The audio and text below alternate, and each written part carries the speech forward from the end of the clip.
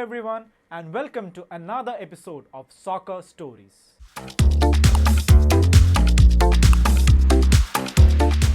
With the FIFA president Joe Havelange fulfilling his 1974 election promise, an expanded World Cup was held in Spain 8 years later. The quadrennial, for the first time in its history, had the largest gathering of football, as 24 slots were there for the first time instead of 16 until then. The 8 added number also did give more representation to Asian and African nations, and taking advantage of it, Algeria, Cameroon, Honduras, Kuwait and New Zealand found themselves alongside the elite of the game in the tournament. Italy won their third title after beating West Germany 3-1 in the final at Santiago Bernabeu, a stunning gap of 44 years separating this with their second title in 1938.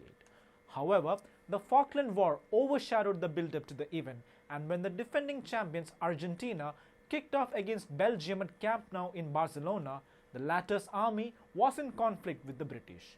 3 British teams, England, Northern Ireland and Scotland, had qualified for the World Cup, and there were many who called for their withdrawal from the tournament lest they face Argentina.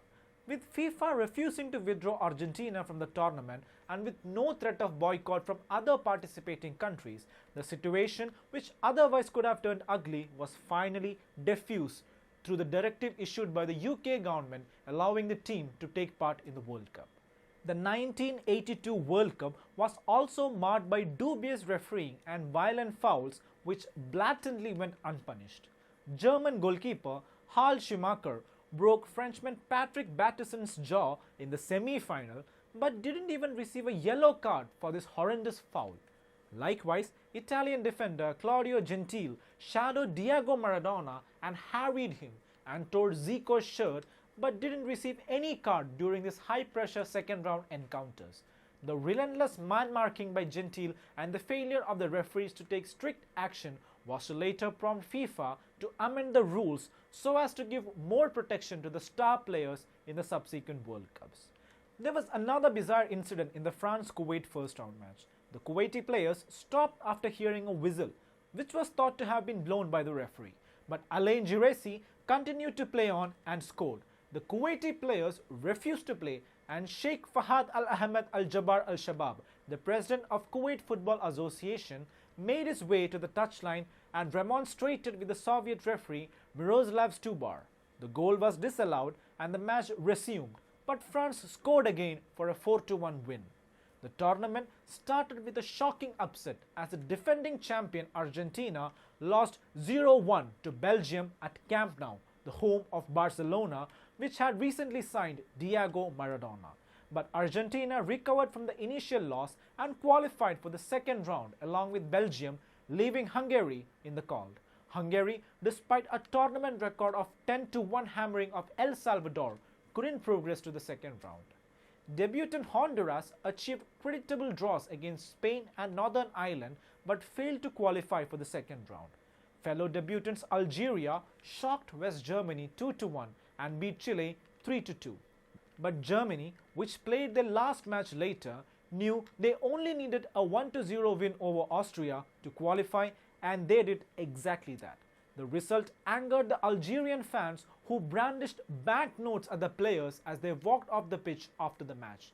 The result forced FIFA Vice President Hermann Neuberger to write in the official report, "The match in Dijon certainly proved my point, which was turned down earlier, namely that a group should have its last match day on the same day and with the same kickoff time."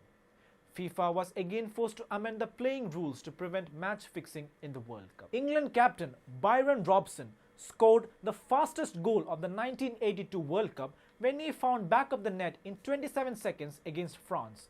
England was impressive in the campaign and qualified by winning all their matches. Brazil, the sentimental favorite, gave early warning signals to their opponents by winning all their group matches. The no-holds-barred attack and blending style with purpose gave enough indications of Brazil ending their 12-year title drought in Spain.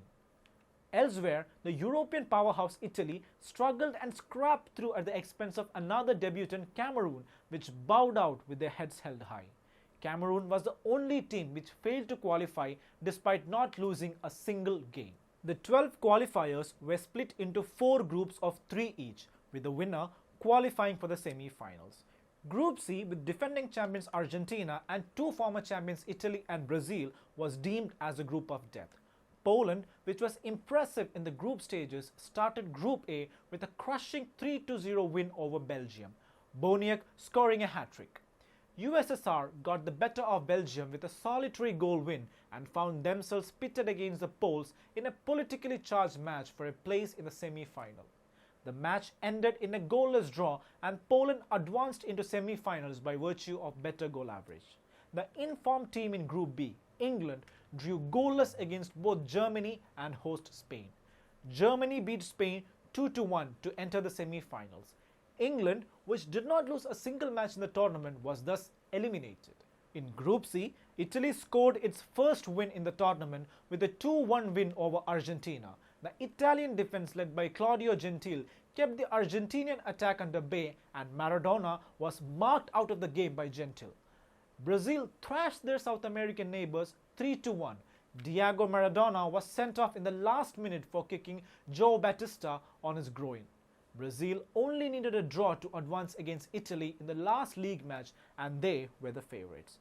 However, what unraveled in one of the greatest matches in the World Cup history was a stuff of dreams. Paolo Rossi, the Italian striker who returned to the squad after serving a 2-year ban, was a mere passenger in the early matches for Italy. However, Italian coach Enzo Bearzot, despite mounting criticism against the player, gave him a start in the match against Brazil. Rossi ghosted his marker to head Italy into the lead in the 5th minute, but Zico ticked off Brazilian captain Socrates with a through ball and the latter ran on to score the equalizer in the 12th minute. More disaster awaited Brazil in the 25th minute when Rossi intercepted a pass from Toninho Cerezo and scored off a long ranger. Italian defense held out as Brazil piled on the pressure in search of the equalizer.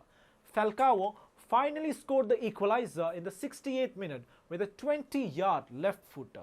However, a poor clearance from an Italian corner so the ball came to an unmarked Rossi just outside the 6-yard box who made no mistake. The Italians scored again, but the goal was disallowed for offside. The veteran Italian goalkeeper Dino Zoff pulled off a miraculous save of a header from Oscar to deny Brazil a late goal, helping Italy to advance and to meet Poland in the semi-final. France had it very easy in Group D, winning both its matches against Austria and Northern Ireland to enter the semi-final for the first time in 24 years. Italy was altogether a different team when it took on Poland in the semi-final.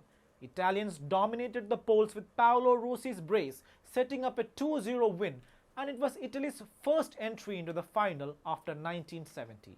The France-West Germany semi-final was historic, as it was the first match in the World Cup which was decided by a penalty shootout. Though the concept was introduced in 1974, the match was controversial and German goalkeeper Harald Schumacher escaped punishment for a blatant foul on French striker Patrick Battiston. The teams ended regular time at 1-1 and the French was 3-1 up in extra time. But the famous German resilience saw them crawl back to score through Karl-Heinz Rummenigge and Horst Hrubeck. Schumacher parried kicks from Didier Six and Maxim Bosses as Germany won 5-4. In the final, Antonio Cabrini sent a penalty wide in the first half. However, Paolo Rossi headed in Gentile's cross to put the Italians ahead. In the final, Antonio Cabrini sent a penalty wide in the first half. However, Paolo Rossi headed in a Gentile's cross to put the Italians ahead. Marco Tardelli's strike from edge of the box beat Schumacher and the striker started his iconic goal celebration, which is one of the enduring images of the 1982 World Cup. Substitute Alessandro Altobelli drove the final nail in the coffin with a goal in the 82nd minute. Though the Germans pulled one back through Paul Breitner in the 83rd minute, the Italians were not to be stopped. Stay tuned to Striking Seconds for more soccer stories. Don't forget to like, share and subscribe our channel. Until we meet again, hasta la vista.